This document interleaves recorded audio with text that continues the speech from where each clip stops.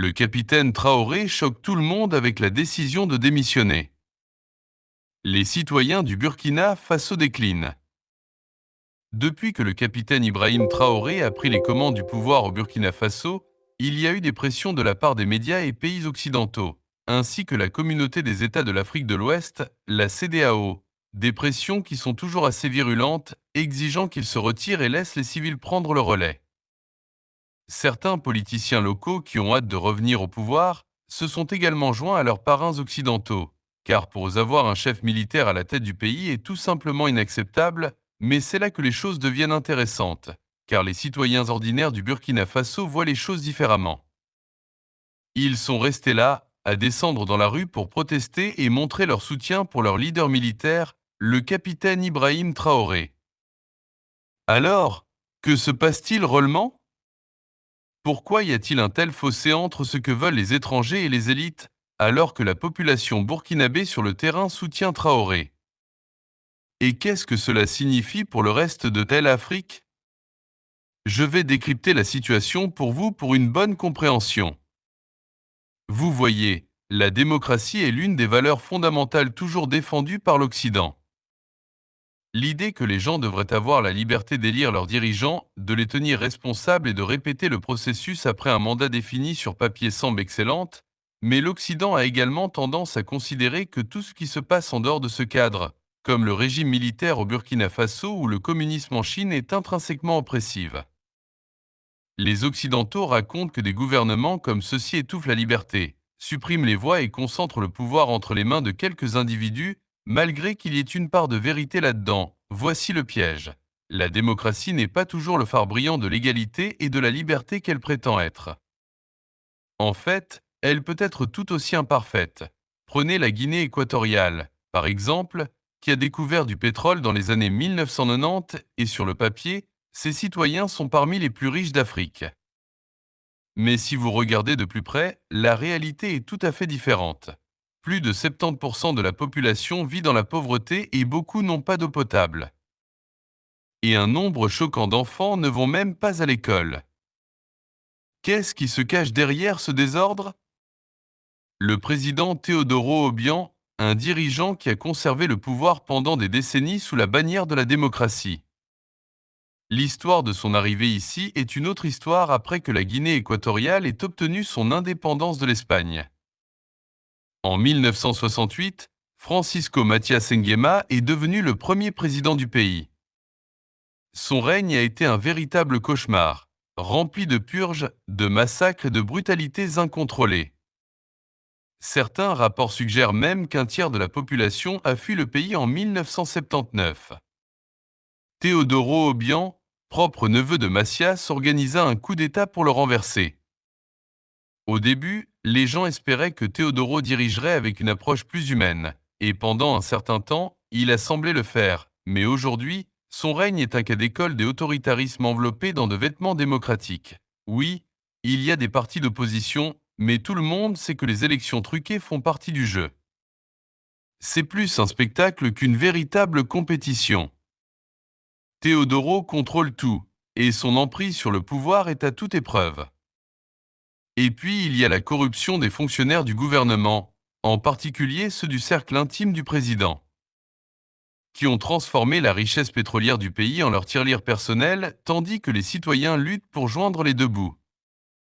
Teodoro et ses alliés vivent dans un luxe inimaginable.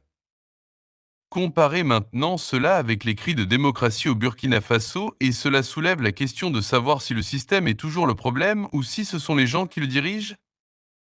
Arrêtons-nous une seconde, s'il vous plaît. Dites-nous de quel pays vous regardez. Dites-nous également si vous aimeriez que quelqu'un comme le capitaine Ibrahim Traoré dirige votre pays. Dites-nous pourquoi dans la section des commentaires. Ok, nous pouvons maintenant continuer avec notre sujet. En 2003, le président Théodore Obiang a fait une annonce qui a laissé les gens perplexes. Il a affirmé qu'il devait prendre le contrôle de l'ensemble du trésor du pays pour empêcher les employés du gouvernement de voler de l'argent. Cela semble noble, mais pas exactement. Peu de temps après avoir injecté plus d'un demi-milliard de dollars dans plus de 60 des comptes privés dont la plupart étaient sous son contrôle dans une banque à Washington DC. Et devinez, que ce qui est arrivé à la banque après quelques semaines, les États-Unis ont frappé la banque d'une amende de 16 millions de dollars comme une tape sur les doigts. Les choses ont pris une tournure bizarre lorsque la radio d'État du pays a annoncé qu'Obiang n'était pas seulement un président. Oh non, il était essentiellement un dieu. Ils ont affirmé qu'il avait le pouvoir sur tout et que tout le monde pouvait parler directement au Tout-Puissant et qu'il avait même le droit divin de tuer sans faire face aux conséquences. En 2007, les soupçons sur ces dépenses extravagantes faisaient les gros titres et le ministère américain de la Justice a accusé Obiang et son fils Théodorin d'utiliser des fonds publics comme une tirelire personnelle pour acheter des manoirs, des jets privés et des voitures de luxe en Amérique, mais au lieu de faire face à de réelles conséquences. Théodorin a remis 30 millions de dollars d'actifs et l'affaire a été discrètement close. Les choses ont dégénéré au cours des années suivantes. Les autorités françaises et américaines ont commencé à saisir les actifs liés à la famille Obiang. Des manoirs, des vins rares, des collections et des flottes. En 2016, les autorités suisses ont confisqué 11 voitures de luxe, dont des Lamborghini, des Ferrari et même une Bugatti, mais le moment le plus stupéfiant s'est produit en 2021 lorsque les autorités françaises ont mis la main sur des actifs de Théodorin d'une valeur de 170 millions de dollars, dont un manoir époustouflant de 1000 pièces près de l'Arc de Triomphe à Paris. On pourrait penser que ces actions le ralentiraient. Mais cela ne semble pas être le cas. Théodorin vit toujours en dépensant des millions pour son style de vie extravagant tout en demandant incroyablement une aide financière aux Nations Unies. Et voilà le hic. Le président Obiang a fait de ce même fils son vice-président. Il est assez clair qu'il prépare Théodorin à prendre le relais quand il décidera de se retirer. Son règne de près de 46 ans est le plus long d'Afrique. En matière de corruption et d'oppression, son gouvernement écrase toute forme de dissidence comme un marteau sur du verre. Dans son parlement de 170 sièges, l'opposition n'en détient qu'un seul. Et si vous êtes même suspecté d'être critique envers le régime, vous pouvez vous attendre à être enfermé sans procès pendant des mois. Prenez l'exemple de Joaquin ELO. Tout ce qu'il a fait, c'est remettre en question la façon dont le gouvernement dépensait l'argent et il a fini en prison. Il ne s'agit pas seulement de faire taire les critiques, il s'agit de protéger l'empire de la famille Obiang, qui a réussi à esquiver toutes les tentatives de les tenir responsables, continuant à amasser d'énormes richesses personnelles pendant que le reste du pays souffre. Et voici la partie la plus ahurissante de tout cela. La Guinée équatoriale est toujours techniquement une démocratie. Dans des pays comme le Kenya, le Nigeria et la Sierra Leone. La démocratie est le système de gouvernance officiel. Mais si vous demandez aux gens ordinaires qui y vivent, beaucoup vous diront qu'ils n'ont pas l'impression d'avoir beaucoup de pouvoir ou de liberté. La démocratie pourrait être la solution idéale pour certaines nations occidentales, mais cela signifie-t-il que c'est le bon système? Pour tout le monde, surtout en Afrique, prends le Burkina Faso comme exemple. Depuis que le capitaine Ibrahim Traoré a pris les rênes du pouvoir, l'Occident n'a cessé de dire qu'il voulait qu'il se retire et qu'il rétablisse un régime civil. Chaque décision qu'il prend est décrite par les médias occidentaux comme un stratagème pour s'accrocher au pouvoir. Mais si vous demandez aux citoyens du Burkina Faso, l'histoire est très différente. Il y a quelques mois, le président a envisagé de démissionner, mais le peuple burkinabé avait d'autres plans. Des milliers d'entre eux se sont rassemblés au stade municipal d'Ouagadougou, leur capitale, pour exiger que le président reste au pouvoir. Au pouvoir et étendre son leadership, ce n'était pas juste un autre rassemblement, c'était historique. Posons-nous la question.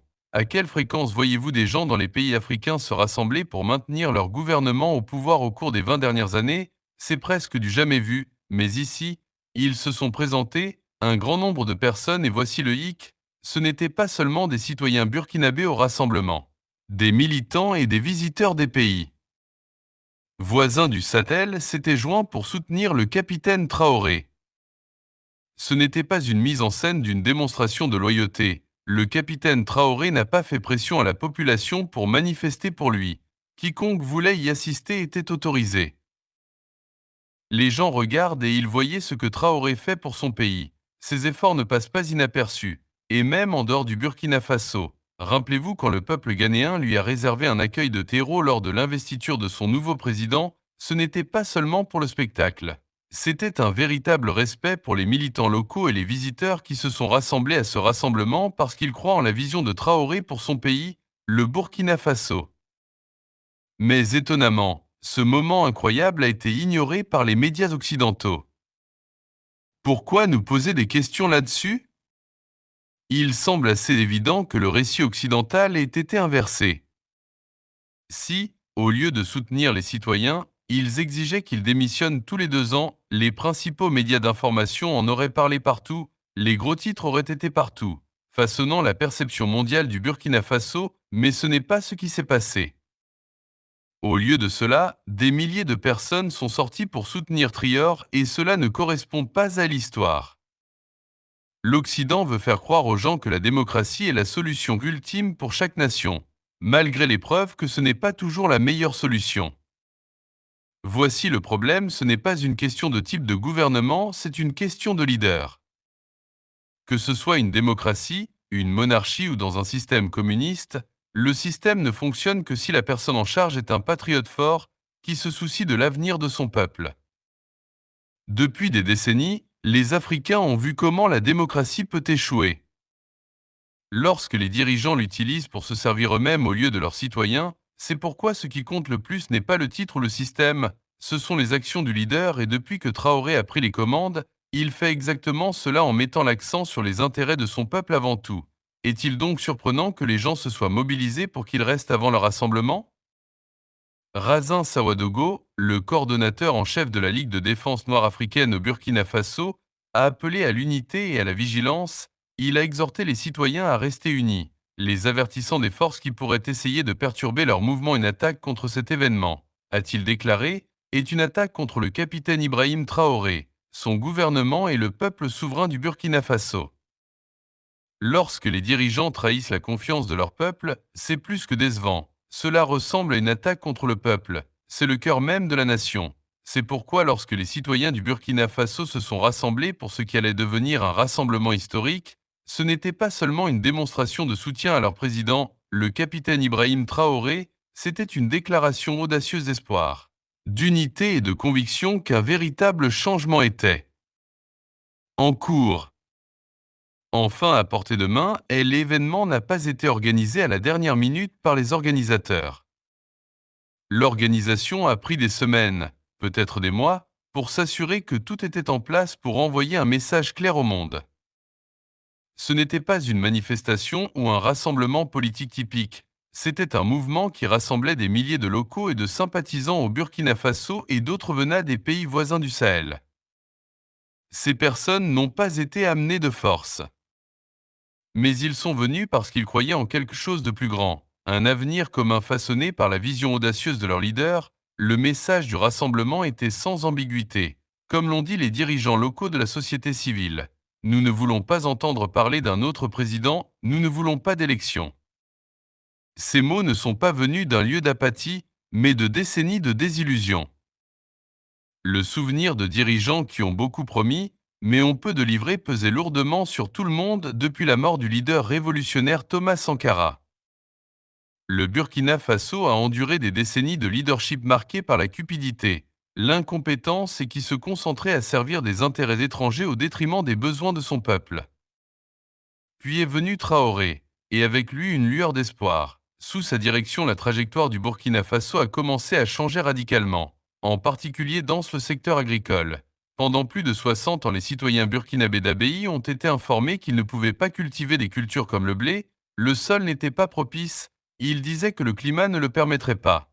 Mais Traoré a remis en question ces hypothèses et maintenant le Burkina Faso produit du blé, transformant un mythe de longue date. En réalité, cette transformation agricole n'est pas arrivée par hasard. Traoré a lancé des initiatives ambitieuses comme l'opération offensive pastorale AGR et l'initiative présidentielle pour l'auto-efficacité alimentaire. Ces programmes n'étaient pas seulement des slogans politiques, mais ils étaient soutenus par des actions concrètes. En février 2024, un projet révolutionnaire visant à stimuler la production agricole a été lancé avec un financement de 38,4 millions d'euros de la Banque africaine de développement, la BAD. Cette initiative a été conçue pour protéger le Burkina Faso de la crise alimentaire mondiale déclenchée par des événements tels que la guerre entre la Russie et l'Ukraine, mais le trio ne s'est pas arrêté là. Au lieu de dépenser des sommes faramineuses comme le font souvent de nombreux dirigeants, il a donné la priorité aux besoins de la nation. En mars 2024, il a investi 78 milliards de francs CFA dans des équipements agricoles, des semences et des engrais. Il ne s'agissait pas seulement de résoudre les problèmes d'aujourd'hui, mais de construire un avenir durable où le Burkina Faso pourrait compter sur ses propres ressources pour nourrir sa population. Les réformes du plateau s'étendaient bien au-delà de l'agriculture. Il a tourné son attention sur le secteur minier, la pierre angulaire de l'économie du Burkina Faso qui a longtemps été en proie à la corruption et à la mauvaise gestion. En 2023, il a pris la décision audacieuse d'interdire temporairement les exportations d'or pour assainir l'industrie. Il ne s'est pas arrêté là. Il a créé une raffinerie d'or et une installation de gestion des déchets miniers créant des emplois et garantissant que la richesse générée par les ressources naturelles du pays reste à l'intérieur de ses frontières. Ces actions reflètent une philosophie rappelant celle de son mentor Thomas Sankara. Traoré incarne les idéaux de Sankara en matière d'autonomie, d'égalité et de priorité accordée au peuple, comme Sankara. Il a refusé de prendre un salaire présidentiel. Il a également réduit les salaires des politiciens, indexés sur l'inflation, qualifiant de travestissement le fait que quelques-uns puissent vivre dans le confort tandis que des millions de personnes luttent simplement pour survivre. Il a insisté pour que la société soit stable et que le système soit juste. La sécurité était une autre priorité absolue. Traoré a travaillé sans relâche pour s'assurer que le Burkina Faso ne soit plus une cible facile pour les menaces. Il a renforcé l'armée avec de nouvelles armes et des équipements modernes et a formé des alliances clés avec des pays comme la Russie et d'autres pays du Sahel. Son objectif était clair, un pays sûr et souverain.